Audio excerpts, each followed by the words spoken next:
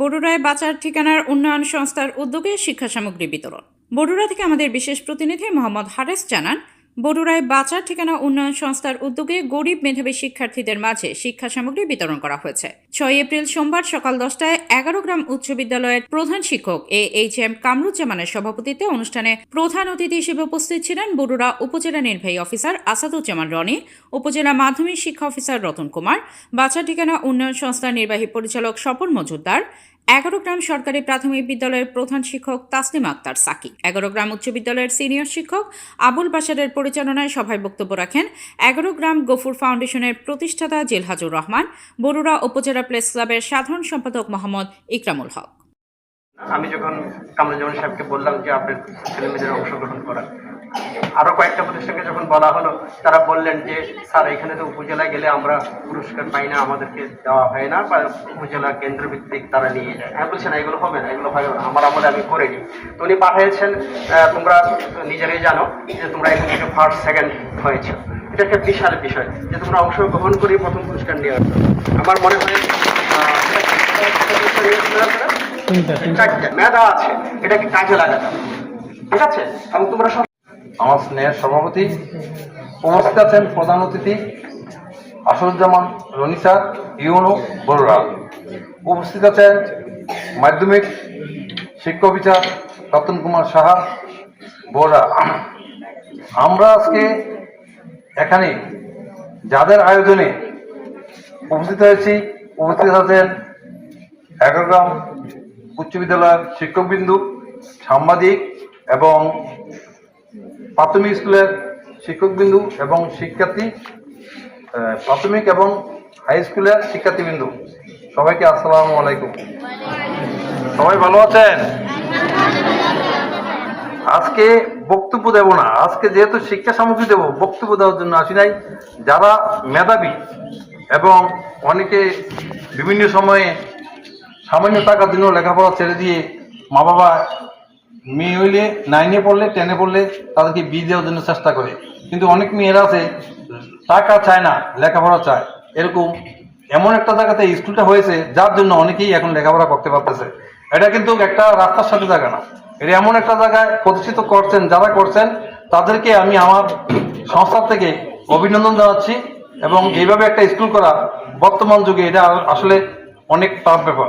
যাই হোক, স্কুল যেহেতু হয়েছে, আমরা অত্র এলাকার 1 মাইল 1.5 মাইলের যে ছাত্রছাত্রী আছে অনেকে এখানে এসে লেখাপড়া করতে পারতেছেন, কিন্তু আমি কখনো অ্যালোগ্রাম আসে নাই। কিন্তু স্যারের কাছে আমি যখনই গিয়েছি, স্যারের কাছ থেকে আমি কোনোদিন খালি হাতে ফিরে নেই। উনি আমাকে আন্তরিকভাবে যে কোনো কাজে গ্রহণ করেছে, আমাকে কোনো কাজে ঠেকায় নাই। এই জন্য স্যারকে, আমাদের পক্ষ থেকে স্যারকে ধন্যবাদ।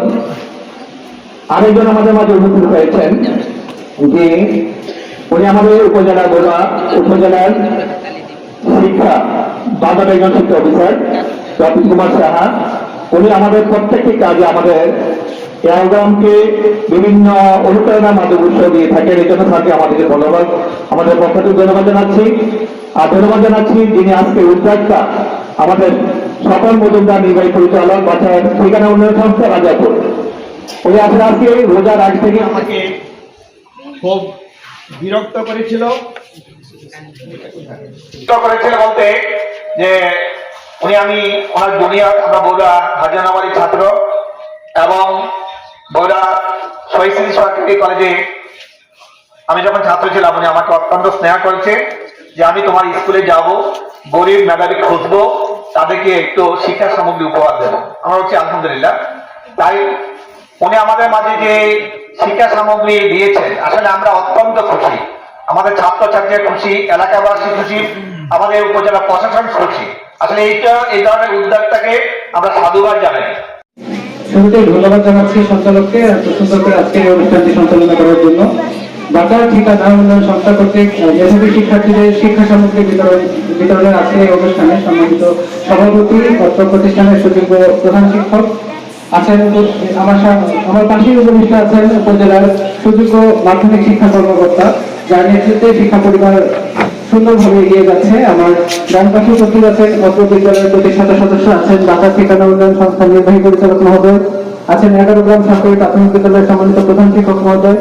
এছাড়াও আমার সামনে আছেন এই বিদ্যালয় এবং পার্শ্ববর্তী 11 গ্রাম সরকারি প্রাথমিক বিদ্যালয়ের সম্মানিত শিক্ষক মন্ডলী, উন্নয়ন সংস্থা বাটার ঠিকানার আরো একজন সদস্য, যিনি অলরেডি আমি ওনার পরিচয় পেয়েছি সমাজসেবক হিসেবে, আছেন প্রিন্ট ইলেকট্রনিক মিডিয়ার সম্মানিত সাংবাদিকবৃন্দ এবং আমার সামনে উপবিষ্ট কোমলমতি শিক্ষার্থীরা, সকলকে জানাই সালাম, আসসালামু আলাইকুম। আচ্ছা, তোমাদের উদ্দেশ্যে বলি, তোমরা কি জানো এনজিও কি? কেউ বলতে পারবা? এনজিও না, এনজিও এর মানে হচ্ছে নন গভর্নমেন্টাল অর্গানাইজেশন, মানে বেসরকারি উন্নয়ন সংস্থা, বেসরকারি সংস্থা যারা কি করে সরকারের সহযোগী সংস্থা, সরকারের উন্নয়ন কাজে তারা সহযোগিতা করে। এই যেমন ধরো আজকে তারা তোমাদেরকে এই শিক্ষা সামগ্রী বিতরণ করবে, কে বিতরণ করছে? বাজার ঠিকানা, একটা উন্নয়ন সংস্থা, কিন্তু তোমরা কিন্তু জানতে না এই উন্নয়ন সংস্থাটা কি জিনিস, তাই না? এখন তো কিছুটা আইডিয়া হয়েছে। তারা কি করে সরকারের পাশাপাশি তারা বিভিন্ন উন্নয়নমূলক কর্মকাণ্ড করে থাকে। আজকে যে শিক্ষা সামগ্রী বিতরণ করছে এটাও তাদের উন্নয়নমূলক কর্মকাণ্ডের একটা অংশ। এর বাইরে তারা বিভিন্ন সচেতনতামূলক কার্যক্রম করে থাকে। যেমন ধরো আমাদের মাধ্যমিক শিক্ষা অফিসার বলেছেন বাল্য বিবাহের কথা, তারা গ্রামে গ্রামে গিয়ে বাল্য বিবাহ সম্পর্কে কি করে সচেতন করে মানুষজনদেরকে। মহিলা শিক্ষক আছেন এখানে, তাই না? এখন আমি মনে করি না যে তাদের কারো বাল্য বিবাহ হয়েছে, হয়ে থাকলে তারা এই পর্যন্ত আসতে পারতো না, পারতো কি? কারণ তাদের সংসার সামলিয়ে, বাচ্চা সামলিয়ে, এই সংসারের দায় দায়িত্ব নিয়ে পর্যন্ত আসা তাদের পক্ষে সম্ভব হতো না, এটা আমার বিশ্বাস। আমি মনে করি তোমরাও তাই বিলিভ করো যে আজকে যাদেরকে দেখছো বাল্য বিবাহের শিকার হচ্ছে, তারা দেখবা কেউ কোনো কর্মে অংশ নিতে পারছে না, শুধুমাত্র ঘর গৃহস্থালীর কর্ম ছাড়া। এখন তুমি মানুষ, সমাজের প্রতি তোমার দায় দায়িত্ব আছে না? তোমার ঘরের প্রতি তোমার যেমন দায়িত্ব আছে, তোমার সমাজের প্রতি তোমার দায়িত্ব আছে, তোমার দেশের প্রতি তোমার দায়িত্ব আছে। এখন তোমার যদি বাল্য বিবাহ হয়, তুমি ঘরের দায়িত্ব সামলাতে পারবে, কিন্তু দেশের প্রতি, সমাজের প্রতি যে দায়িত্ব আছে সেখান থেকে তুমি কিন্তু দেশকে বঞ্চিত করছো, তাই না? তো আমি কথা লম্বা করছি না, সকলকে ধন্যবাদ জানাচ্ছি এবং সকলের সুস্বাস্থ্য ও দীর্ঘ কামনা করছি। আসসালামু আলাইকুম।